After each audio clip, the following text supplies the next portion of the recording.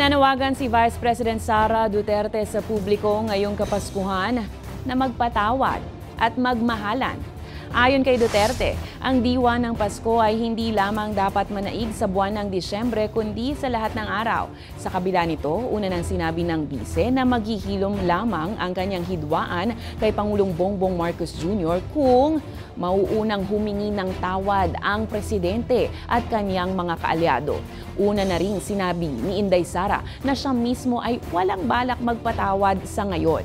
Naharap ang bise sa 3 impeachment complaints kaugnay sa umano'y questionableng paggasta sa confidential funds.